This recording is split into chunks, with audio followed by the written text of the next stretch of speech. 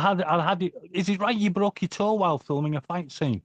Yeah, in the bar with Robert Russell. Yeah, I did. It was my fault, really. The stuntman showed me how to do it.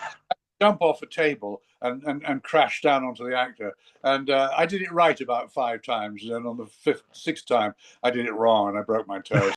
Those high leather boots I had to wear were they held the foot very tightly. So it was almost like ass on my foot. It still was kind of painful walking around, but, man, trying to conceal the limp, yeah.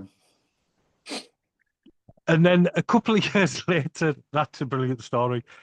You were also in the fantastic Waterloo, based on Napoleon Bonaparte and the big fight, and you played Delancey, who basically repeats every line Christopher Plummer's Duke of Yeah, Wellington says. So that must have lovely. been Yeah. quite an easy role.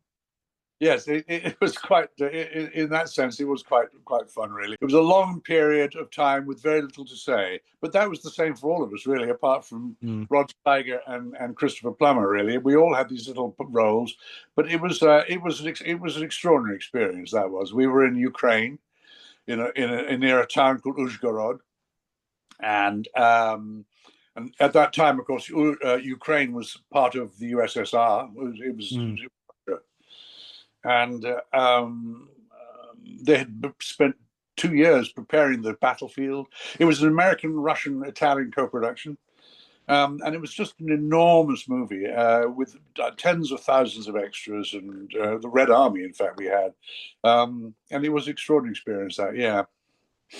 It was always one of those films that would be shown on a bank holiday.